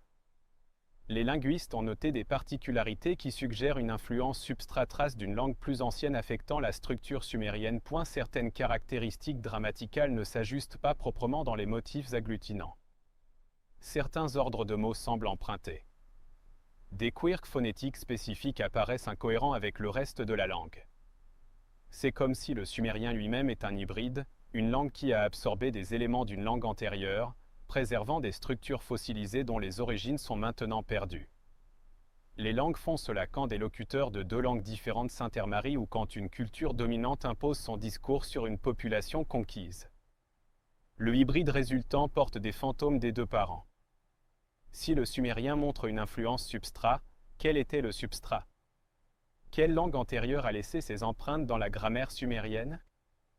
Nous ne saurons jamais parce que quoi que ce soit, c'est parti. Ce que nous savons est que le sumérien n'est pas mort facilement. Même après que l'akkadien, une langue sémitique apportée par de nouvelles populations, est devenue la langue parlée dominante de la Mésopotamie autour de 2500 avenue Jésus-Christ.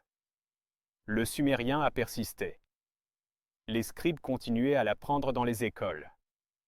Les prêtres continuaient à l'utiliser dans les temples. Pendant plus de 1000 ans, le sumérien et l'akkadien ont coexisté. L'akkadien pour la vie quotidienne. Le sumérien pour l'érudition et le rituel. Par 2000 avenue Jésus-Christ. Le sumérien avait arrêté d'être la langue natale de quiconque. Aucun enfant ne l'apprenait à la maison. Pourtant, il restait essentiel. Les rois babyloniens commandaient des inscriptions sumériennes pour légitimer leurs règles. Les érudits copiaient des textes sumériens pour préserver la sagesse ancienne. Les temples maintenaient des liturgies sumériennes parce que les dieux qu'ils croyaient préféraient l'ancienne langue. Le sumérien devint ce que le latin deviendrait pour l'Europe médiévale, une langue sacrée, la clé à une connaissance plus ancienne, le discours d'ancêtres qui comprenait des vérités que la modernité avait oubliées. Les scribes babyloniens créaient des dictionnaires bilingues, traduisant péniblement des textes sumériens en akkadien pour que la connaissance ne soit pas perdue. Ils traitaient le sumérien avec révérence comme si ces mots détenaient un pouvoir qui transcendait la simple communication. Un scribe copiant un hymne sumérien autour de 1800 avenue Jésus-Christ a ajouté une note en akkadien « Les mots anciens ne doivent pas être altérés. Ils contiennent la sagesse avant le grand changement. » Quel grand changement? Le déluge? La transition de la dominance sumérienne à akkadienne? Quelque chose de plus ancien encore? Les Babyloniens eux-mêmes ne savaient pas. Ils comprenaient simplement que le sumérien importait que le préserver signifiait préserver l'accès à quelque chose d'essentiel. Même alors que leur propre langue évoluait et que leur empire s'étendait, ils gardaient le sumérien vivant dans les écoles, bibliothèques et temples pour un autre 2000 ans. La dernière tablette cunéiforme jamais écrite, datée de 75 CE pendant l'Empire romain, contient des phrases sumériennes. À ce moment, le sumérien avait été mort comme une langue vivante pendant plus de 2000 ans. Pourtant, quelqu'un quelque part en Mésopotamie pensait encore que cela valait la peine de l'écrire. Que essayait-il de préserver? Peut-être le sumérien n'était-il pas juste une langue. Peut-être était-ce une capsule temporelle, le dernier remnant linguistique d'un monde qui existait avant que les eaux viennent, avant que la catastrophe fracture la continuité, avant que les gens qui parlaient des langues liées disparaissent sous le limon du déluge que Léonard Woolley excavaterait 4000 ans plus tard. Si le sumérien est un fossile, alors la langue elle-même devient évidence. Preuve que quelque chose existait avant Sumer, quelque chose de sophistiqué assez pour développer une grammaire complexe, quelque chose d'organisé assez pour requérir une communication écrite, quelque chose qui a disparu si complètement que seuls des échos survivent dans une langue dont personne ne comprend les origines. Le sumérien est-il un fossile d'une langue pré-déluge? La réponse pourrait jaisir non dans la grammaire ou le vocabulaire, mais dans ce que les Sumériens utilisaient cette grammaire et ce vocabulaire pour décrire des histoires qui sonnent moins comme imagination et plus comme témoignage. Des mythes qui se lisent moins comme poésie et plus comme mémoire, traduits dans la seule forme qui pouvait survivre la catastrophe. La plupart des mythes de création commencent avec des dieux parlant des mondes à l'existence. Un mot, un souffle, un commandement et la réalité obéit. Le Rig Veda hindou décrit la création émergeant du son cosmique.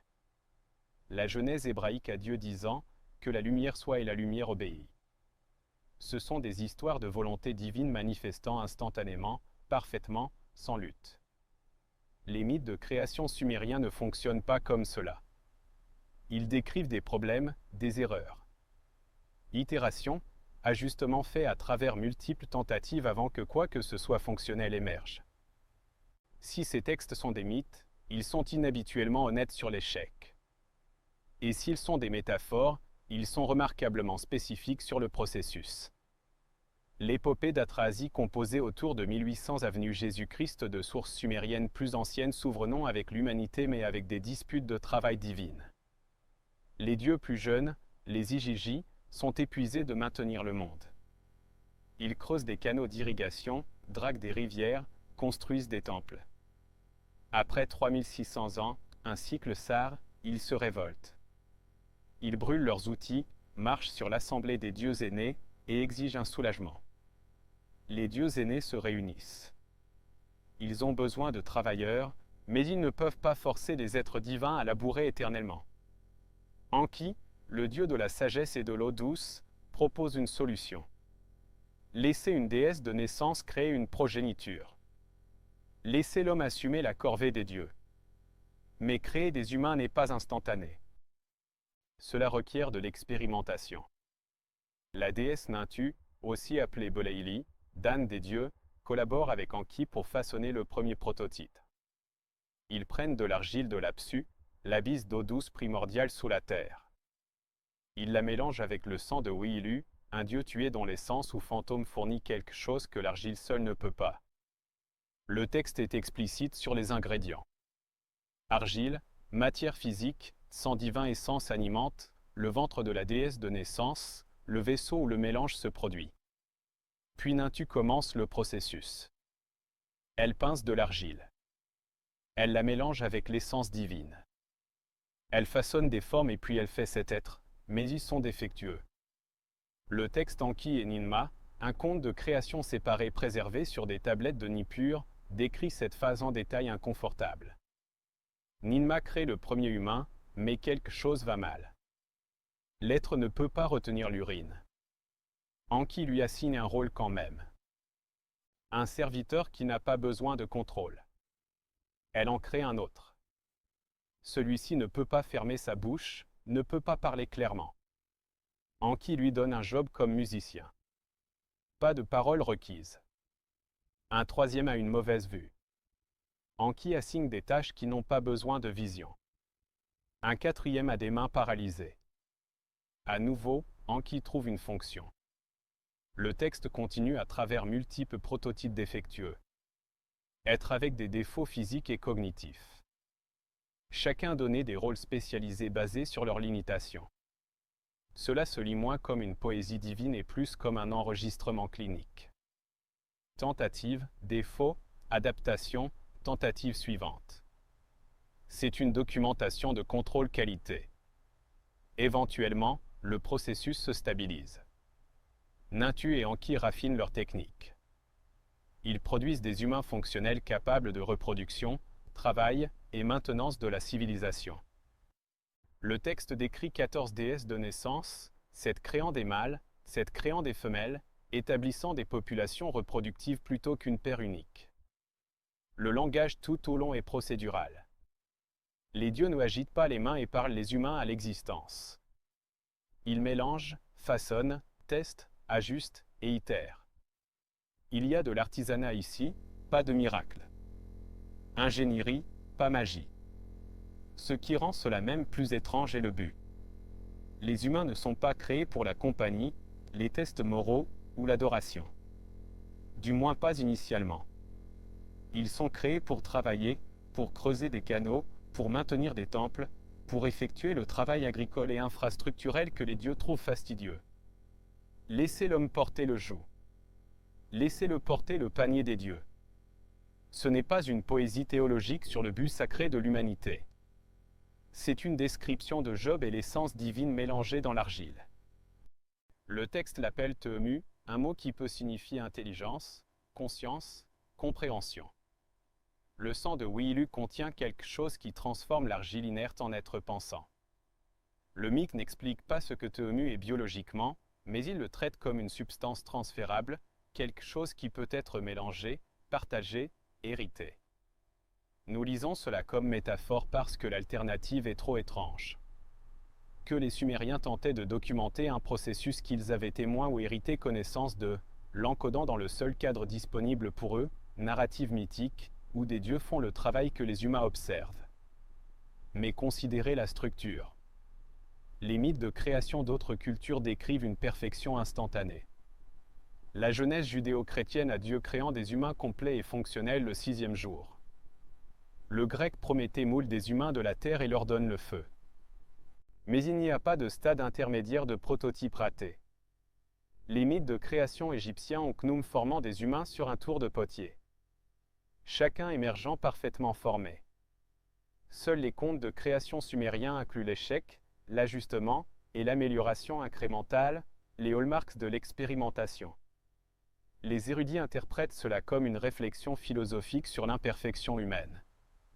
Les humains précoces défectueux représentent la gamme de handicaps et limitations humaines et le mythe fonctionne comme commentaire social. Même les êtres imparfaits ont de la valeur et des rôles. Mais pourquoi le structurer comme expérimentation séquentielle? Pourquoi inclure essais et erreurs du tout si le point est simplement d'admettre la diversité humaine? À moins que la structure elle-même soit la mémoire, le monde ancien n'avait pas de concept de génétique, pas de vocabulaire pour l'hérédité au-delà de la lignée sanguine, pas de cadre pour comprendre l'héritage biologique. Si quelqu'un d'une culture prélittérée observait l'élevage sélectif, que ce soit d'animaux ou quelque chose d'autre, comment le décrirait-il? Ils auraient besoin de métaphores. Ils auraient besoin de conteneurs narratifs pour des processus qu'ils percevaient mais ne pouvaient pas expliquer scientifiquement. Les dieux ont mélangé l'argile avec l'essence divine pourrait être la seule façon de dire quelqu'un a combiné des éléments pour créer de nouvelles formes. Ils ont fait des erreurs et les ont corrigées pourrait être la seule façon de préserver. Il y avait un processus impliquant échec et raffinement. Les textes même encouragent cette lecture. Ils sont procéduraux, pas poétiques. Ils décrivent des étapes, des séquences et des résultats. Ils sonnent moins comme allégorie spirituelle et plus comme documentation technique traduite en langage mythologique parce qu'aucun autre langage n'existait encore. Et si les Sumériens avaient hérité de la connaissance des origines humaines, pas une compréhension complète mais une mémoire fragmentée d'observations faites avant que l'écriture existe pour les enregistrer correctement? Et si ces mémoires avaient survécu à travers la tradition orale jusqu'à ce que les premiers scribes essaient de les capturer en cunéiforme? Ils ne pouvaient pas écrire. Un processus délibéré impliquant sélection et raffinement a produit des humains modernes. Ils n'avaient pas ces mots. Ils n'avaient pas ce cadre conceptuel. Mais ils pouvaient écrire. Les dieux nous ont façonnés de la terre et de l'essence. Ont essayé et échoué. Puis essayé à nouveau jusqu'à ce que nous fonctionnions. Et ainsi ils l'ont fait. Les tablettes de création ne prétendent pas que l'humanité est née par chance ou caprice divin. Elles prétendent que l'humanité a été faite délibérément, soigneusement à travers un processus qui requérait connaissance, compétence et multiples tentatives. Les dieux dans ces histoires ne sont pas des forces cosmiques distantes. Ce sont des participants actifs avec des rôles spécifiques. Enki fournit la sagesse. Nintu fournit le vaisseau biologique. Des déités mineures effectuent le travail. Si nous enlevons les noms divins et lisons ces comme documents de processus comme enregistrement de comment plutôt que qui, les textes deviennent témoignages. Quelqu'un quelque part comprenait assez sur la vie pour la façonner intentionnellement. Et les Sumériens ont préservé cette compréhension dans le seul format qui pouvait survivre sans terminologie scientifique, mythe. Les Sumériens ont-ils encodé l'histoire d'origine de l'humanité en langage mythique parce que c'était la seule façon qu'ils pouvaient la préserver? La question mène directement à la suivante. Qui étaient ces dieux qui possédaient une telle connaissance? Les Sumériens avaient un nom pour répéter à travers chaque texte, chaque temple, chaque enregistrement astronomique. Ils les appelaient les Anunnaki. Et leur rôle dans la civilisation sumérienne était bien plus complexe que les retellings modernes suggèrent. Dans un sceau cylindrique dur daté d'environ 2600 avenue Jésus-Christ, cette figure s'assoit en jugement.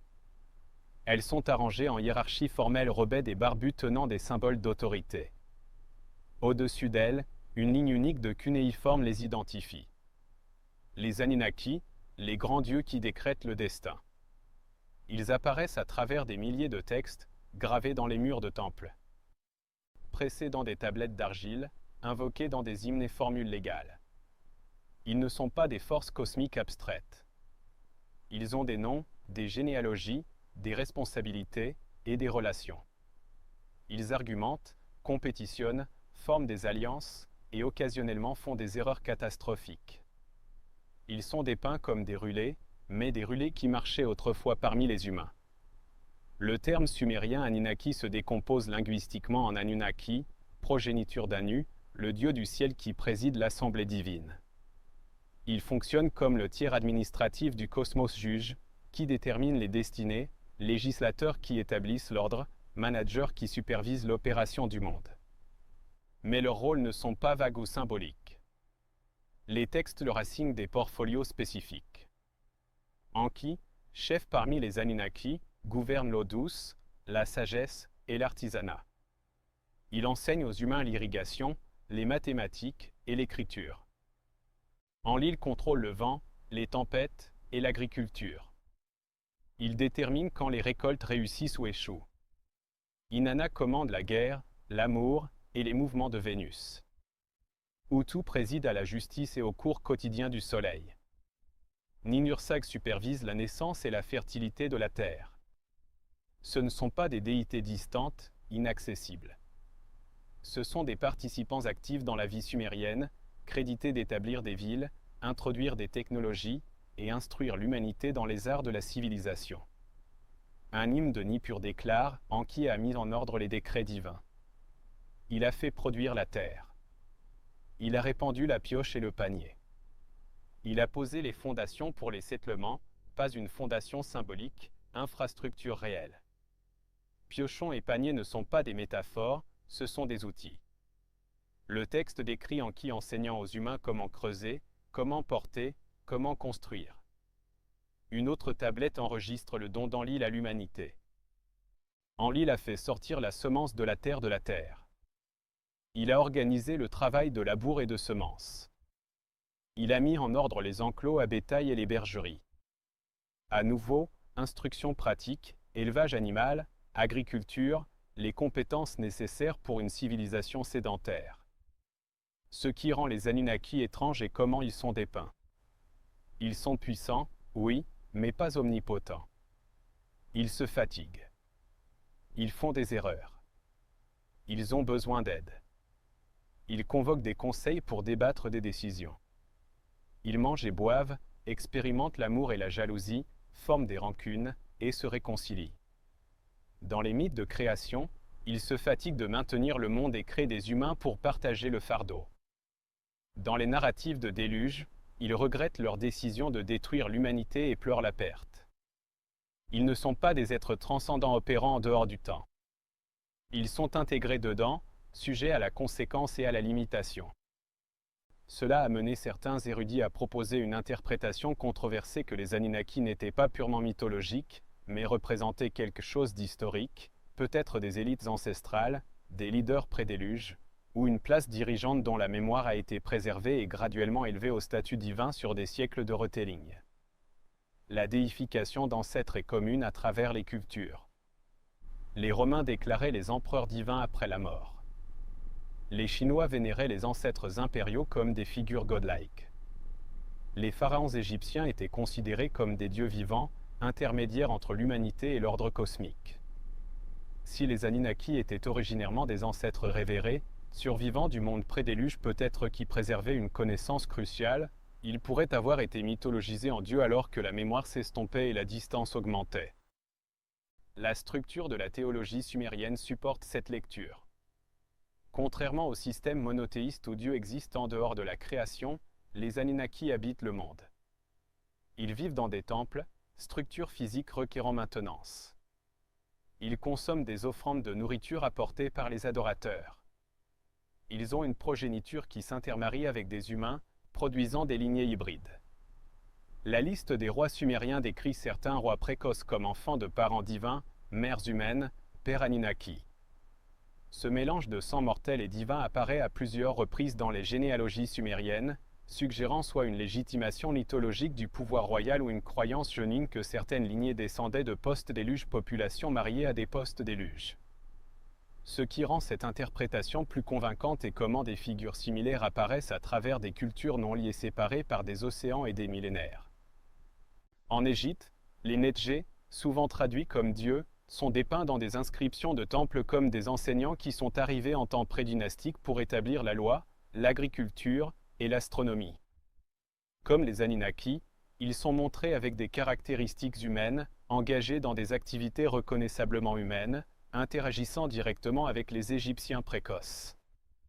Dans la tradition hindoue, les devas êtres célestes qui façonnent la réalité descendent périodiquement pour instruire l'humanité pendant les transitions entre âges cosmiques. Ils enseignent la connaissance sacrée, établissent le dharma, loi cosmique, et guident la civilisation à travers des cycles de création et destruction.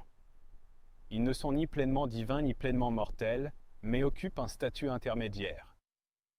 Les cultures mésoaméricaines décrivent des enseignants du ciel qui descendaient pour instruire l'humanité après que des mondes précédents aient été détruits par déluge et feu. Quetzalcoatl le serpent à plume apporte l'écriture mathématiques, astronomie et agriculture. Le même portfolio attribué à Enki dans les textes sumériens. Viracocha dans la mythologie inca remplit des fonctions identiques apparaissant après catastrophe pour reconstruire la civilisation. La mythologie grecque préserve les titans, êtres primordiaux qui régnaient avant les dieux olympiens, qui enseignaient aux humains le feu, le travail du métal, l'agriculture et la loi. Prométhée, un titan, défie Zeus pour donner la connaissance à l'humanité, souffrant une punition éternelle pour combler le vide entre compréhension divine et mortelle. Des textes juifs précoces mentionnent les veilleurs anges qui descendaient sur terre, s'intermariaient avec des humains et enseignaient une connaissance interdite, travail du métal, cosmétique, astrologie, guerre. Le livre d'Enoch les décrit explicitement comme enseignants fournissant à l'humanité des compétences qui accéléraient la civilisation mais aussi la corrompaient. Ces parallèles sont frappants non parce que les histoires sont identiques mais parce que la structure narrative se répète. Des êtres avancés descendent d'ailleurs, interagissent avec l'humanité, fournissent une connaissance qui enable la civilisation, puis soit partout sont remouvés par catastrophe ou intervention divine. L'invention indépendante devrait produire plus de variations.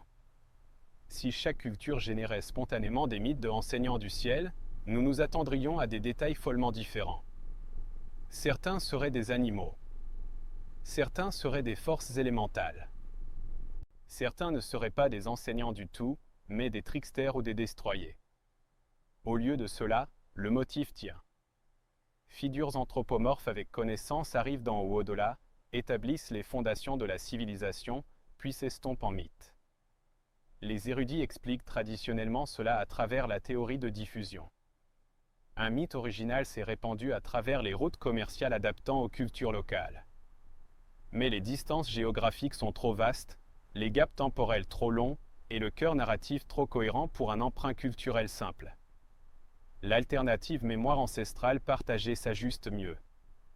Si quelque chose de significatif s'est produit dans le passé profond de l'humanité, si la connaissance a été transmise d'une culture antérieure à des plus tardives, la mémoire de ces transmetteurs pourrait persister globalement, adaptée en mythologie locale, mais retenant la vérité essentielle. Quelqu'un nous a enseigné. Les Sumériens appelaient ces enseignants les Anunnaki. Les Égyptiens les appelaient Netjé. Les Hindous les appelaient Deva. Les Mésoaméricains les appelaient serpents du ciel. Noms différents, même fonction. Peut-être avons-nous lu ces contes à l'envers. Peut-être les dieux n'ont-ils pas été inventés pour expliquer les mystères de l'existence. Peut-être ont-ils été inventés pour préserver la mémoire de gens qui expliquaient ces mystères. Des gens qui possédaient une connaissance valant la peine d'être rappelée, dont les noms ont été éventuellement perdus, mais dont l'héritage a survécu encodé en forme divine. Les Anunnaki dans cette lecture deviennent témoignages. La tentative sumérienne de documenter qui leur a enseigné, qui leur a donné la connaissance qui apparaissait trop sophistiquée pour s'être développée localement, qui ils se souvenaient comme apporteurs de civilisation plutôt que ses créateurs, ce qui nous retourne à la question qui a hanté chaque chapitre. Que se souvenaient les Sumériens des enseignants de l'humanité? Et plus urgemment. Et s'ils ne se souvenaient pas du tout de mythes, mais d'histoires fragmentées, mythologisées, mais fondamentalement ancrées dans des événements qui se sont réellement produits avant que le déluge balaie et que la royauté soit abaissée du ciel à nouveau?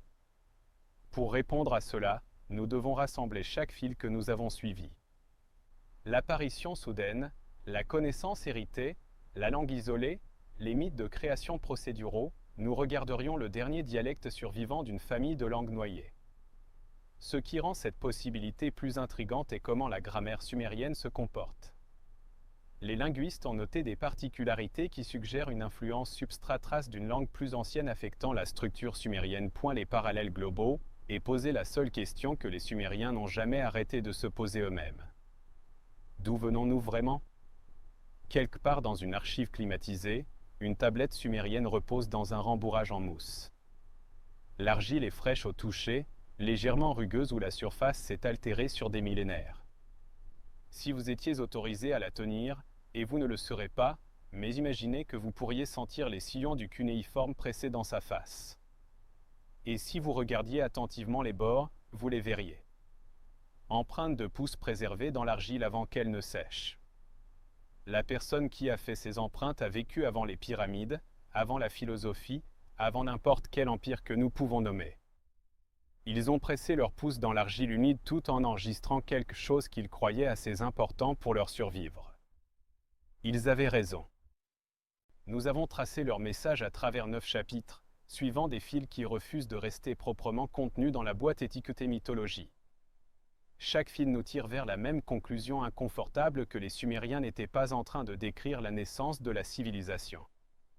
Ils documentaient sa restauration. Considérez ce que nous avons assemblé. Une civilisation qui apparaît pleinement formée sans stades développementaux. Villes, mathématiques, astronomie, lois et médecine émergeant simultanément comme si déballées d'un stockage plutôt qu'inventées de zéro. Cela viole chaque modèle que nous avons pour comment les cultures évoluent. Pourtant, l'enregistrement archéologique le confirme. Sumer ne grimpe pas l'échelle du progrès. Elle commence près du sommet, une liste de rois qui encodent des cycles astronomiques en règne qu'aucun humain ne pourrait survivre, préservant la chronologie dans le seul format qui pouvait survivre la catastrophe. Nombre et non que des scribes plus tardifs copieraient fidèlement même quand ils ne comprenaient plus ce que les nombres signifiaient. La liste divise l'histoire en avant et après, séparée par de l'eau qui est réellement venue, déposant des mètres de limon stérile à travers chaque ville que les Sumériens connaissaient. Une langue qui apparaît sans ascendance, sans parents, sans l'évolution graduelle qui définit chaque autre langue que nous avons étudiée. Le sumérien se tient seul dans l'histoire linguistique. Un fossile d'une communauté de paroles qui a disparu si complètement que seul ce dialecte a survécu préservé parce que quelqu'un l'a écrit avant que les locuteurs disparaissent. Des mythes de création qui se lisent moins comme poésie et plus comme documentation de processus. Essai et erreur. Prototype raté. Raffinement incrémental décrit avec précision procédurale. Pas que les humains soient, mais nous avons mélangé ces éléments, rencontré ces problèmes, fait ces ajustements. Le langage de l'expérimentation traduit dans le seul vocabulaire disponible, les actions de Dieu, connaissances astronomiques qui requièrent des siècles d'observation continue, apparaissant complètes dans les tablettes les plus anciennes. Systèmes mathématiques si élégants qu'ils sont encore intégrés dans comment nous mesurons le temps et l'espace. Compréhension médicale qui fonctionne réellement. Confirmée par la pharmacologie moderne. Cadre légaux sophistiqués assez pour gérer des disputes sociales complexes. Tout cela hérité, pas inventé. Tout cela décrit comme donné. Et les Anunnaki enseignants, juges, apporteurs de connaissances, dépeints non comme force cosmique distante, mais comme êtres qui vivaient parmi les humains, qui établissaient les fondations de la civilisation, qui descendaient du ciel, et puis s'estompaient en mémoire jusqu'à ce que seul leur nom reste, élevés en divinité alors que les siècles transformaient des témoins en adorateurs? Et si rien de cela n'est mythologie? Et si les Sumériens étaient exactement ce qu'ils prétendaient être? Archivistes d'une ère antérieure, gardiens de connaissances qui a survécu la catastrophe, scribes documentant ce que leurs ancêtres leur disaient sur le monde avant le déluge. Le déluge est le point pivot, le moment quand la continuité s'est brisée. Avant lui, une culture sophistiquée assez pour développer des mathématiques bases 60, astronomie précise, langue complexe et ingénierie pratique. Après lui, survivants reconstruisant à partir de fragments, préservant ce qu'ils pouvaient, transmettant des histoires qui graduellement se transformaient de témoignages en mythes alors que le contexte original noyait sous le limon et le temps. Nous continuons à attendre que les Sumériens nous disent qu'ils ont inventé la civilisation. Ils continuent à nous dire qu'ils l'ont restaurée. Nous avons passé 150 ans à insister qu'ils doivent parler métaphoriquement parce que l'alternative réécrit tout ce que nous pensions savoir sur la timeline de l'humanité. Mais s'ils le signifiaient littéralement? Et si les tablettes d'argile ne sont pas littérature imaginative, mais évidence documentaire? Le plus ancien témoignage survivant sur qui nous sommes et d'où nous venons, enregistré par des gens qui savaient qu'ils étaient la dernière génération qui se souvenait. Chaque marque en coin pressée dans l'argile humide est un message d'un monde qui n'existe plus. Transmis à travers 5000 ans par des scribes qui croyaient que ce qu'ils écrivaient importait. Ils l'appelaient restauration. Ils l'appelaient mémoire. Ils disaient que la connaissance était donnée. La royauté descendait du ciel. L'humanité était façonnée de terre et essence divine avant que les eaux viennent et que tout change. Nous l'appelions mythe parce que nous ne pouvions pas l'imaginer être autre chose. Mais les mythes ne laissent pas d'empreintes digitales dans l'argile. Les mythes n'encodent pas des observations astronomiques précises à un jour près. Les mythes ne préservent pas des systèmes mathématiques encore fonctionnels après 5 millénaires. Les mythes ne créent pas d'isolat linguistique sans histoire développementale. La mémoire le fait. Les Sumériens ont-ils enregistré l'origine vraie de l'humanité? Et avons-nous passé des siècles à confondre mémoire pour mythe? Le vent du désert se déplace encore à travers les ruines d'Éridu, portant des grains d'anciennes briques de boue dans le ciel irakien. Sous le sable, des tablettes d'argile attendent des milliers de plus. Encore non excavées, histoire encore non lue, témoignages encore silencieux. Et quelque part dans l'obscurité des archives de musées, ces empreintes digitales restent. Le pouls d'un scribe qui a vécu il y a 6000 ans, figé dans l'argile, tendant à travers le temps pour nous dire quelque chose que nous avons oublié comment entendre. Peut-être est-il temps que nous commencions à écouter. Que se souvenaient les Sumériens des enseignants de l'humanité? Et plus urgemment. Et s'ils ne se souvenaient pas du tout de mythes, mais d'histoires fragmentées, mythologisées, mais fondamentalement ancrées dans des événements qui se sont réellement produits avant que le déluge balaye et que la royauté soit abaissée du ciel à nouveau?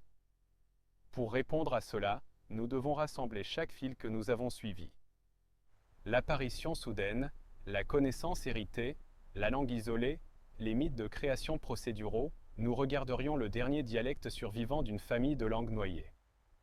Ce qui rend cette possibilité plus intrigante est comment la grammaire sumérienne se comporte. Les linguistes ont noté des particularités qui suggèrent une influence substrat-trace d'une langue plus ancienne affectant la structure sumérienne.